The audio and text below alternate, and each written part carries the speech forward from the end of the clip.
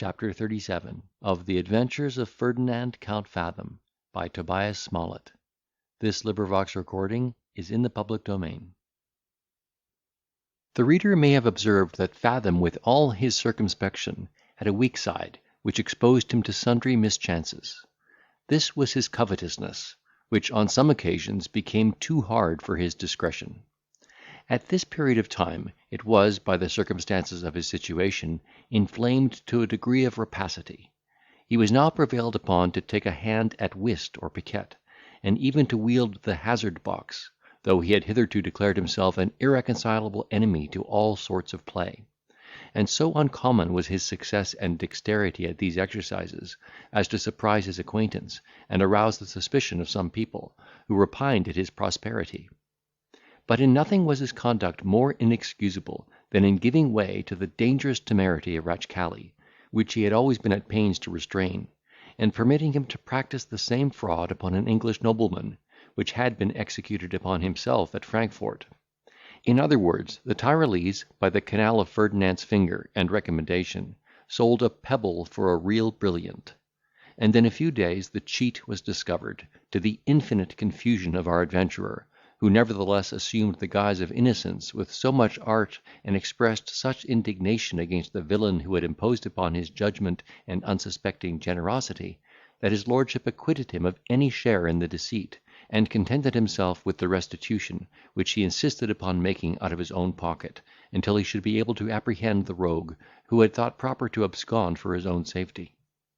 In spite of all this exculpation, his character did not fail to retain a sort of stigma, which indeed the plainest proofs of innocence are hardly able to efface; and his connection with such a palpable knave as the Tyrolese appeared to be, had an effect to his prejudice in the minds of all those who were privy to the occurrence. When a man's reputation is once brought in question, every trifle is, by the malevolence of mankind, magnified into a strong presumption against the culprit. A few whispers communicated by the envious mouth of slander, which he can have no opportunity to answer and refute, shall, in the opinion of the world, convict him of the most horrid crimes; and for one hypocrite who is decked with the honours of virtue, there are 20 good men who suffer the ignominy of vice. So well disposed are individuals to trample upon the fame of their fellow creatures. If the most unblemished merit is not protected from this injustice, it will not be wondered at that no quarter was given to the character of an adventurer like Fathom, who, among other unlucky occurrences, had the misfortune to be recognised about this time by his two Parisian friends, Sir Stentor Stile and Sir Giles Squirrel. These worthy knights errant had returned to their own country after having made a very prosperous campaign in France, at the end of which, however, they very narrowly escaped the galleys; and seeing the Polish Count seated at the head of taste and politeness, they immediately circulated the story of his defeat at Paris, with many ludicrous circumstances of their own invention, and did not scruple to affirm that he was a rank impostor. When the laugh is raised upon a great man, he never fails to dwindle into contempt. Ferdinand began to perceive a change in the countenance of his friends. His company was no longer solicited with that eagerness which they had formerly expressed in his behalf. Even his entertainments were neglected. When he appeared at any private or public assembly, the ladies, instead of glowing with pleasure, as formerly, now tittered, or regarded him with looks of disdain; and a certain pert little forward coquette, with a view to put him out of countenance, by raising the laugh at his expense, asked him one night, at a drum, when he had heard from his relations in Poland. She succeeded in her design upon the mirth of the audience, but was disappointed in the other part of her aim; for our hero replied, without the least mark of discomposure, "They are all in good health at your service, madam. I wish I knew in what part of the world your relations reside, that I might return the compliment." By this answer, which was the more severe, as the young lady was of very doubtful extraction, he retorted the laugh upon the aggressor, though he likewise failed in his attempt upon her temper; for she was perhaps the only person present who equalled himself in stability of countenance. Notwithstanding this appearance of unconcern, he was deeply touched with these marks of alienation in the behaviour of his friends, and, foreseeing in his own disgrace the total shipwreck of his fortune, He entered into a melancholy deliberation with himself about the means of retrieving his importance in the beau monde, or of turning his address into some other channel, where he could stand upon a less slippery foundation. In this exercise of his thoughts, no scheme occurred more feasible than that of securing the booty he had made, and retiring with his associate, who was also blown, into some other country, where their names and characters being unknown, they might pursue their old plan of commerce without molestation. He imparted this suggestion to the Tyrolese, who approved the proposal of decamping, though he combated with all his might our hero's inclination to withdraw himself before the trial, by repeating the assurances of the solicitor, who told him he might depend upon being reimbursed by the sentence of the court for great part of the sums he had expended in the course of the prosecution.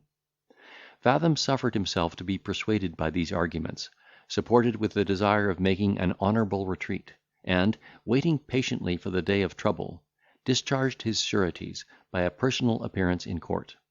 Yet this was not the only score he discharged that morning. The solicitor presented his own bill before they set out for Westminster Hall, and gave the Count to understand that it was the custom, from time immemorial, for the client to clear with his attorney before trial. Ferdinand had nothing to object against this established rule, though he looked upon it as a bad omen, in spite of all the solicitor's confidence and protestations, and he was not a little confounded, when, looking into the contents, he found himself charged with 350 attendances. He knew it was not in his interest to disoblige his lawyer at such a juncture; nevertheless, he could not help expostulating with him on this article, which seemed to be so falsely stated with regard to the number. When his questions drew on an explanation, by which he found he had incurred the penalty of 3 shillings and 4pence for every time he chanced to meet the conscientious attorney, either in the park, the coffee house, or the street, provided they had exchanged the common salutation, and he had good reason to believe the solicitor had often thrown himself in his way, with a view to swell this item of his account.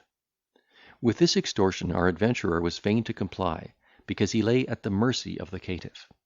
Accordingly, he with good grace paid the demand, which, including his former disbursements, amounted to £365, 11 shillings and 3pence 3 farthings, and then, presenting himself before the judge, quietly submitted to the laws of the realm.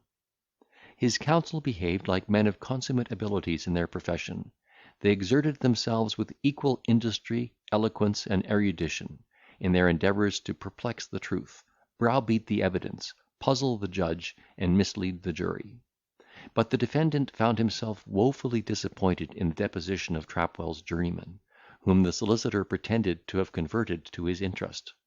This witness, as the attorney afterwards declared, played booty, and the facts came out so clear, that Ferdinand Count Fathom was convicted of criminal conversation with the plaintiff's wife, and cast in £1,500, under the denomination of damages.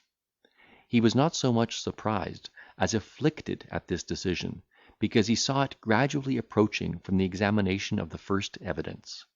His thoughts were now employed in casting about for some method of deliverance from the snare in which he found himself entangled. To escape, he foresaw it would be impracticable, as Trapwell would undoubtedly be prepared for arresting him before he could quit Westminster Hall. He was too well acquainted with Ratchcali's principles to expect any assistance from that quarter in money matters, and he was utterly averse to the payment of the sum awarded against him, which would have exhausted his whole fortune. He therefore resolved to try the friendship of some persons of fashion, with whom he had maintained an intimacy of correspondence. Should they fail him in the day of his necessity, he proposed to have recourse to his former sureties, one of whom he meant to bilk, while the other might accompany him in his retreat; or, should both these expedients miscarry, he determined, rather than part with his effects, to undergo the most disagreeable confinement, in hope of obtaining the jailor's connivance at his escape. These resolutions being taken, he met his fate with great fortitude and equanimity, and calmly suffered himself to be conveyed to the house of a sheriff's officer, who, as he made his exit from the hall, according to his own expectation,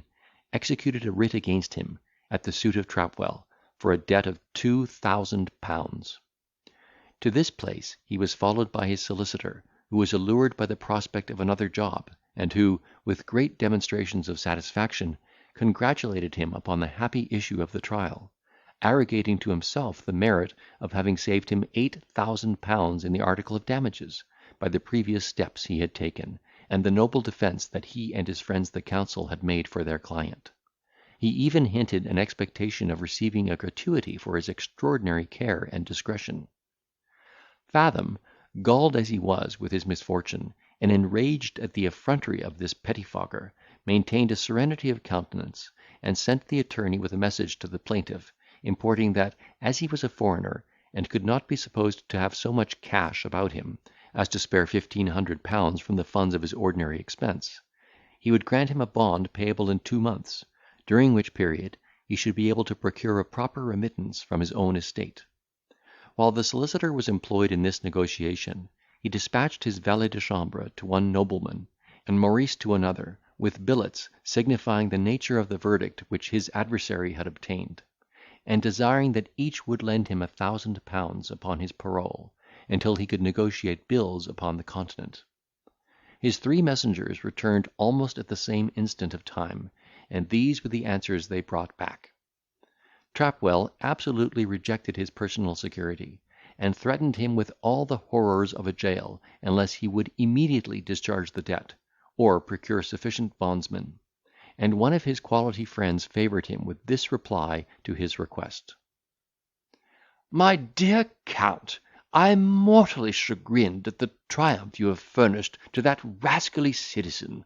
By the Lord, the judge must have been in the terrors of cuckoldom to influence the decision, and the jury a mere herd of horned beasts to bring in such a barbarous verdict. Egad! At this rate, no gentleman will be able to lie with another man's wife but at the risk of a cursed prosecution. But to waive this disagreeable circumstance, which you must strive to forget, I declare my mortification is still the greater, because I cannot at present supply you with the trifle your present exigency requires. For to tell you a secret, my own finances are in damnable confusion, but a man of Count Fathom's figure and address can never be puzzled for the want of such a paltry sum. Adieu, my dear Count. We shall, I suppose, have the pleasure of seeing you to-morrow at White's. Meanwhile, I have the honour to be, with the most perfect attachment, yours, Grizzlegrin." The other noble peer, to whom he addressed himself on this occasion, cherished the same sentiments of virtue, friendship, and generosity, but his expression was so different, that we shall, for the edification of the reader, transcribe his letter in his own words. "Sir,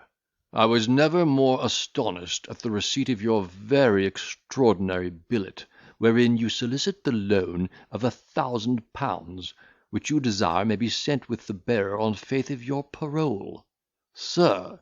I have no money to send you or lend you, and cannot help repeating my expressions of surprise at your confidence in making such a strange and unwarranted demand. 'Tis true, I may have made professions of friendship, while I looked upon you as a person of honour and good morals; but now that you are convicted of such a flagrant violation of the laws of that kingdom where you have been treated with such hospitality and respect, I think myself fully absolved from any such conditional promise, which indeed is never interpreted into any other than a bare compliment. I am sorry you have involved your character and fortune in such a disagreeable affair, and am, sir, yours, etc., Troppington." Ferdinand was not so much a novice in the world as to be disappointed at these repulses, especially as he had laid very little stress upon the application, which was made by way of an experiment upon the gratitude or caprice of those 2 noblemen, whom he had actually more than once obliged with the same sort of assistance which he now solicited, though not to such a considerable amount. Having nothing further to expect from the fashionable world, he sent the Tyrolese to the person who had been bail for his appearance, with full instructions to explain his present occasion in the most favourable light, and desire he would reinforce the credit of the Count with his security. But that gentleman, though he placed the most perfect confidence on the honour of our hero, and would have willingly entered into bonds again for his personal appearance, was not quite so well satisfied of his circumstances as to become liable for the payment of £2,000, an expense which, in his opinion, the finances of no foreign count were able to defray. He therefore lent a deaf ear to the most pressing remonstrances of the ambassador, who had recourse to several other merchants, with the same bad success; so that the prisoner, despairing of bail, endeavoured to persuade Ratchcali that it would be his interest to contribute £1,000 towards his discharge, that he might be enabled to quit England with a good grace, and execute his part of the plan they had projected. So powerful was his eloquence on the occasion, and such strength of argument did he use, that even the Tyrolese seemed convinced, though reluctantly, and agreed to advance the necessary sum upon the bond and judgment of our adventurer, who, being disabled from transacting his own affairs in person, was obliged to entrust Ratchcali with his keys, papers, and power of attorney, under the check and inspection of his faithful Maurice and the solicitor, whose fidelity he bespoke with the promise of an ample recompense. Chapter 37.